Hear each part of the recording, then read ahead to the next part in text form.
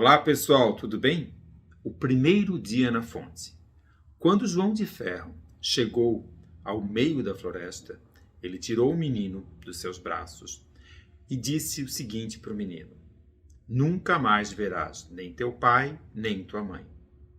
Mas não te preocupes, eu cuidarei sempre de você, porque tu me libertastes e eu tenho muita pena de ti. Mas para que eu cuide sempre de você, é preciso que você ouça e siga bem as orientações que vou te dar. No dia seguinte, o menino acordou. João de Ferro levou até uma fonte dourada e disse ao menino: Agora tu cuidarás dessa fonte. Nada deve cair dentro dessa fonte. E todos os dias, no final da tarde, eu virei até você saber o que você fez, se você realmente sabe cuidar da fonte. Nesse primeiro dia, o menino olhou a fonte, olhou as coisas ao seu redor e, de uma determinada hora, sentiu muita dor no dedo. Vocês lembram que ele tinha machucado o dedo ao libertar o João de Ferro. A dor era insuportável. E o menino pensou: eu posso colocar o meu dedo na fonte que nada vai acontecer, só para aliviar a dor. Quando ele fez isso e tirou o dedo era um dedo dourado. E o menino viu que aquela fonte, além de ser uma fonte dourada, ela transformava tudo que ali caísse em ouro.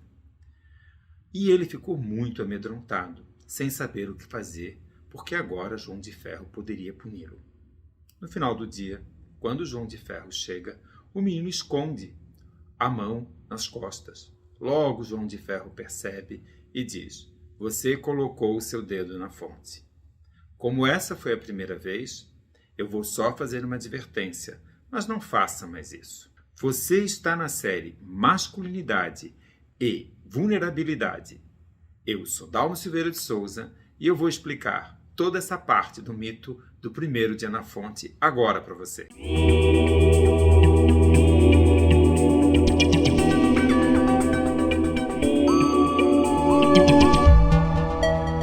Quais as feridas que nós carregamos ao longo da vida?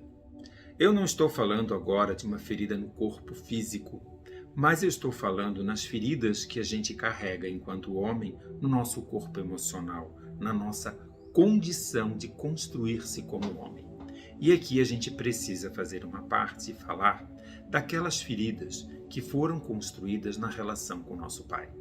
Daqueles momentos em que a gente não conseguiu expressar o nosso sentimento e ser acolhido pelo nosso pai. E veja, a gente tem vários tipos de paternidade. Nós temos vários tipos de jeito de ser pai. A gente não está buscando uma crítica contundente, dizer que você falha como pai. Mas a gente sabe que o pai é ausente, que o pai é mais rígido, que aquele pai que negligencia, que debocha da criança, que entra numa competição desenfreada com a criança, esse pai constrói dentro dessa criança, dentro desse menino, uma ferida. Uma ferida que vai ser, ao longo da vida, marcada por dor e dificuldades. Talvez as maiores dificuldades que a gente possa ter na vida é a ideia da grandiosidade e a ideia da depressão, da vitimização, do eu não dou conta das coisas. Essas sejam talvez as duas grandes feridas que a gente carrega a partir da nossa infância. Muitas vezes, e nesse mito a gente precisa entender, o que está sendo colocado nesse primeiro momento da história? Nenhum de nós é o João de Ferro no sentido grandioso e muito menos a criança vítima do seu destino. O que vai acontecer nos próximos capítulos a gente vai desvendar, mas o importante aqui é tentar entender esse momento da história, onde a criança ferida depara-se com esse sentimento de idealização, eu sou o grandioso, eu sou aquele que pode tudo, ou o sentimento de vitimização, sofro essa dor e não tenho mais nada o que fazer em relação a isso. Esses dois momentos da criança, eles são muito importantes para que a gente entenda a nossa própria psique, o que acontece realmente conosco nesse momento e no momento da nossa própria construção enquanto homens. Então, quando a gente fala da paternidade, o que a gente quer dizer? É se o pai pode exercer junto ao menino a possibilidade de ser um mentor que tire o menino desses dois polos, ou da idealização ou da vitimização. Que o pai possa aparecer na vida da criança como aquele que constrói a possibilidade de fato de dar um novo caminho.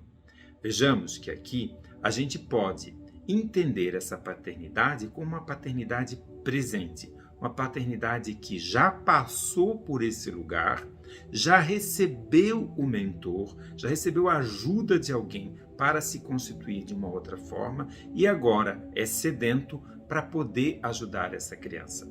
Isso tudo você pode ver no episódio 6 dos Caminhos do Herói, onde a gente fala do papel desse mentor. Mas voltando aqui para a nossa história do João de Ferro, o que acontece com o menino quando ele de fato pode ter esse momento desse João de Ferro vindo ser o seu mentor, vir a ser aquela presença invisível que traz algo novo? 3 coisas vão acontecer aqui com o menino.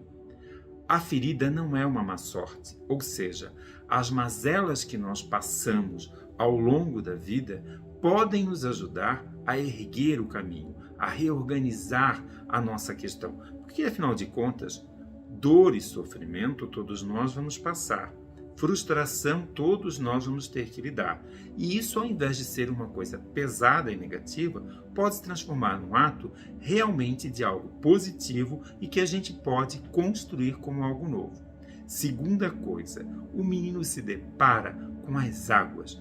Qual a simbologia da água? É a simbologia da nossa emoção. A simbologia de algo que pode nos transformar. Isso é fundamental para todo ser humano. E o terceiro ponto, esse dourado é o símbolo do sol, é o símbolo de algo novo, algo de uma outra natureza que vai se fazer presente na vida do menino.